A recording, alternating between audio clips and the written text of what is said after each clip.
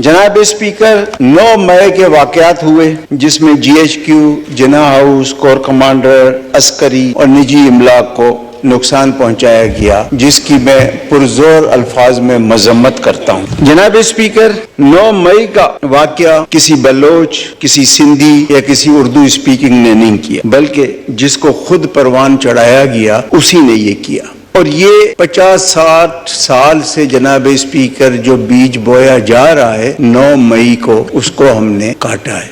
जनाब स्पीकर, 9 मई यकीनन जैसे ISPR ने कहा कि हमारी तारीख का एक स्याह तरीन दिन है, बिल्कुल है, और इसको हमेशा इसी तरह याद रखा जाएगा जिस तरह MRD मूवमेंट में ठोड़ी फाटक पे शहदाए सिंध के शहीदों को याद रखा जाएगा, जिसको कभी सिंध नहीं भूलेगा, जिसमें आपकी पार्टी पेश थी जनाब स्पीकर। MRD मूवमेंट में ठोड़ी फाटक का वाकया याद होगा कि किस तरह गोलियों से छलनी किया गया लोगों को जो जमहूरियत की बहाली के लिए एहतजाज कर रहे थे। जनाब स्पीकर, बिल्कुल 9 मई इसी तरह याद रहेगा बलूचिस्तान के लोगों को जब नवाब अकबर बुगटी को शहीद किया गया, उसकी शहादत भी कभी बलूचिस्तान के लोग भूल नहीं पाएंगे। जनाब स्पीकर, 9 मई के वाकयात काबिल मजम्मत है। उस वाक़ये ने, उस दिन ने हमारे वतन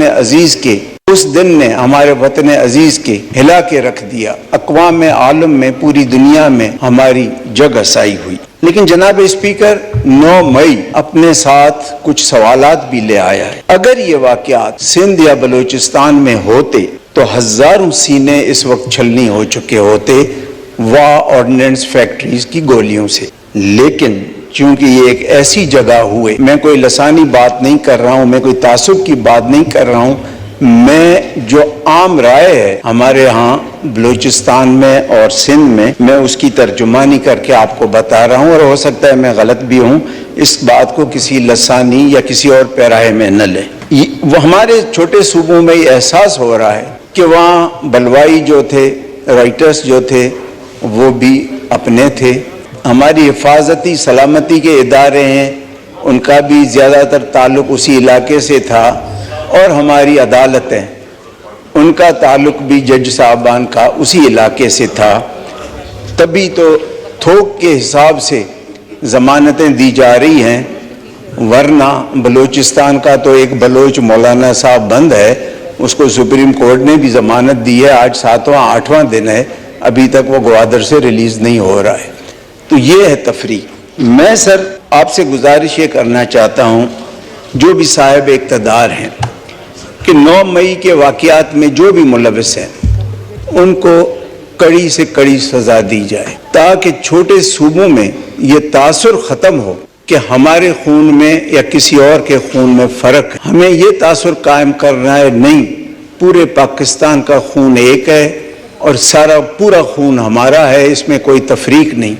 लेकिन जिस थोक के हिसाब से ज़मानतें दी जा रही हैं, अभी तक कोई एक्शन नहीं लिया गया, और ये भी पता नहीं कि ये अस्करी क़यादत की इतनी बड़ी इंस्टॉलेशंस, वो अस्करी क़यादत जो हमारी सरहदों की मुहाफ़िज़ है, वो अपने घरों को क्यों नहीं बचा सकी, इसके पीछे क्या कंस्पिरेसी थी, उसको भी ज़ाहिर करना बहुत ज़रूरी है। लेकिन जो कल्प्रिट्स हैं उनको सज़ा देना अशद ज़रूरी है, वरना छोटे सूबों में ये तफरीक का तासुर कायम रहेगा, और हमने इस मुल्क की सलामती के लिए इस तासुर को ख़त्म करना है। जनाब स्पीकर, 9 मई हुआ क्यों और उसका असल किरदार कौन है, उस तरफ तो कोई जा ही नहीं रहा है। अब नेब ने एक केस किया इमरान खान पे। अब मैं ज़ाहिर नेब ने केस किया, मैं न उसको डिनाई करता हूँ न सपोर्ट करता हूँ, मैं लफ्ज़ अलेजली इस्तेमाल करूँगा मुबैना। 190 मिलियन पाउंड बरतानिया से आते हैं मलिक रियाज के। मलिक रियाज अरेंजमेंट करता है बकौल नेब के इमरान खान से। किकबैक में वो अल कादर ट्रस्ट बनता है, जिसको नेब कहता है किकबैक से बना। उसमें इमरान खान पे केस बनता है, इमरान खान गिरफ्तार होता है। इमरान खान गिरफ्तार होता है और 9 मई को ये तबाही हुई। तो सर, हम बाकी तो हर चीज़ बात कर रहे हैं, लेकिन जो असल है, अगर मलिक रियाज रिश्वत नहीं देता, अगर ये केस सच्चा है, अगर केस सच्चा है तो मलिक रियाज ने रिश्वत दी है, तो उसको कोई क्यों नहीं जिक्र करता है? न पार्लियामेंट जिक्र करती है, न मीडिया जिक्र करती है, न एस्टेब्लिशमेंट जिक्र करती है, कोई उसका जिक्र ही नहीं करता है, न सियासी जमात कोई जिक्र करती है। उसका जब नाम आता है तो सिर्फ बिजनेस टाइकून कहा जाता है, नाम कोई नहीं लेता। जैसे हमारे देहात में ना औरतें शोहर का नाम नहीं लेती हैं, निक्के का अब्बा या कट्टे का अब्बा इस तरह कहती हैं, तो यहाँ भी बिजनेस टाइकून कहा जाता है। किसकी जबान पे मलिक रियाज कहते हुए पता नहीं जबान जल जाती है या क्या होता है। तो जनाब स्पीकर, उस असल मुहर्रिक को जिसने ये सारा फसाद खड़ा किया, अच्छा कुछ लोग ये तावीज़ें देते हैं कि जी वो तो बिजनेसमैन है मलिक रियाज, उसका काम ही है पैसे लेके अपना काम कराना।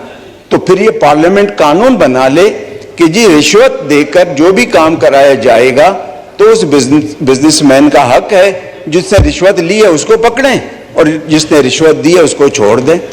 सर इस्लाम भी कहता है रिश्वत देने वाला और लेने वाला जहन्नमी, और हमारे एंटी करप्शन लॉज भी यही कहते हैं कि दोनों बराबर के गुनहगार हैं।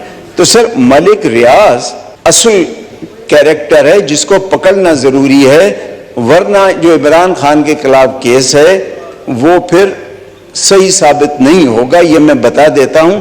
क्योंकि उस रिश्वत के एवज अल कादिर ट्रस्ट बना ना, तो उधर क्यों नहीं जाता है?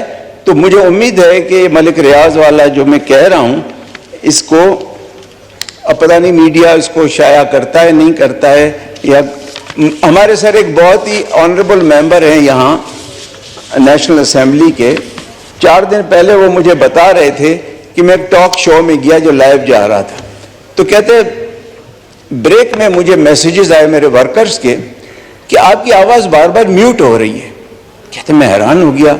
जब ख़त्म हुआ प्रोग्राम तो मैंने प्रोडक्शन टीम से पूछा यार ये मेरी आवाज़ म्यूट क्यों हो रही है? तो कहते प्रोडक्शन टीम ने कहा कि सर वो मैनेजमेंट का हमें हुक्म है कि जहां मलिक रियाज का कोई नाम ले वहां म्यूट चला दो। तो ये हालत है सर हमारी। एक शख्स मतलब पार्लियामेंट से भी ताकतवर है, एस्टेब्लिशमेंट से भी ताकतवर है, नैब से भी ताकतवर है, पॉलिटिकल पार्टी से भी ताकतवर है। तो सर जब तक उसका सद्देबाब नहीं होगा, वो सर एक मिसाल है, अगर आप इजाजत दे दो मैं दे दूं, मैं थोड़ा उसको मॉडिफाई करके कर देता हूं। वो गांव में हमारे ना कुएं से पानी भरते हैं, तो एक जानवर गिर गया कुएं में, तो लोग मौलवी साहब के पास गए कि मौलवी साहब वो जानवर गिर गया है। मौलवी साहब ने कहा 100 ढोल निकाल दो पानी पाक हो जाएगा। तो गाँव के लोग ढोल निकालते गए। एक मुसाफिर गुजरा, उसने कहा क्या कर रहे हो? कहते जी इस तरह एक जानवर गिर गया है कुएं में। तो मौलवी साहब ने कहा 100 ढोल निकालो। तो उन्होंने कहा जानवर, कहते जी वो अभी तक कुएं में है। तो उसने कहा कमबख्तो पहले उस जानवर को निकालो फिर 100 ढोल निकालो।